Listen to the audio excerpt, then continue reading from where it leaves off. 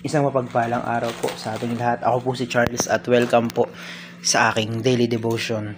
Sa araw na ito, ating itutuloy ang series na The Power of Vision. Today, Vision Ignites Undying Hope. So, Genesis chapter 41 verse 14 ang sabi rito. So, Pharaoh sent for Joseph and he was quickly brought from the dungeon. When he had shaved and changed his clothes, he came before Pharaoh. Sa Tagalog, kaya't nagpasugo ang paraon at ipinatawag si Jose at madali siyang inilabas sa bilangguan at nang siya'y makapag-ahit at makapagpalit ng damit ay pumunta sa paraon. So, si Jose, siya yung binigyan ng vision or binigyan na naginip o nagkaroon ng pangitain na balang araw magiging hari siya.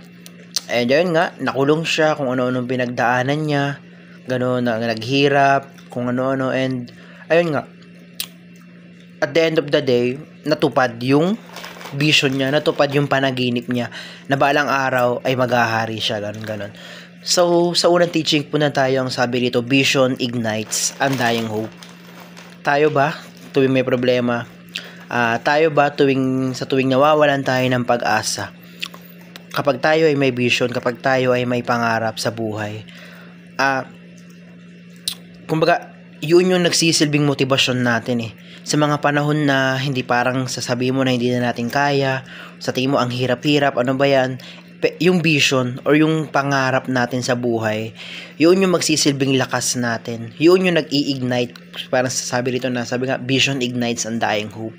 Ayun yung sumisindi na yun yung, kumbaga yung parang nagliliyab sa atin na kahit na napakahirap ng sitwasyon, kahit na may mga pagsubok or nasa kailaliman na tayo, ganun-ganun, kapag may vision tayo, hindi tayo nawawalan ng pag-asa. Kapag may pangarap tayo, hindi tayo susumusuko. So ayun, vision ignites undying hope. Ikalawang teaching ang sabi rito, vision requires excellence. Yung pagiging excellence. Kapag ang isang tao may pangarap sa buhay, kapag ang tao ay may gustong makamit, kapag ang tao ay may gustong magawa, may pangarap siya, kailangan ng excellence, kailangan ng pagiging magaling, kailangan na galingan. Kumbaga, hindi lang naman porket na may pangarap ka, hindi porket na may vision ka or may gusto kang makamit sa buhay mo, yun na lang yun. Ganun na lang yun. Hindi. So, hindi. Vision requires excellence. Kung may pangarap ka at gusto mong matupad yun, kailangan mong galingan. Kailangan mong magsumikap.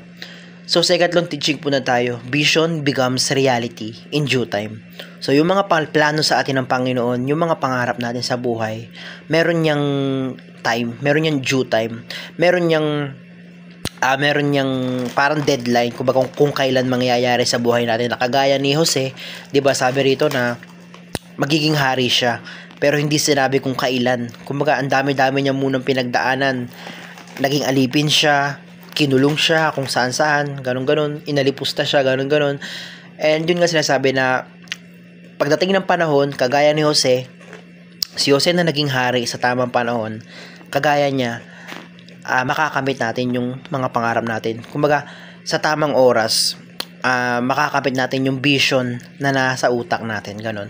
So, punta tayo sa application. Paano nga ba natin ito may a-apply sa ating mga buhay? So, unang-una, develop resilience and staying power. So, kumbaga dapat merong pagtsatsaga or hindi pagsuko na kahit na anong gawin.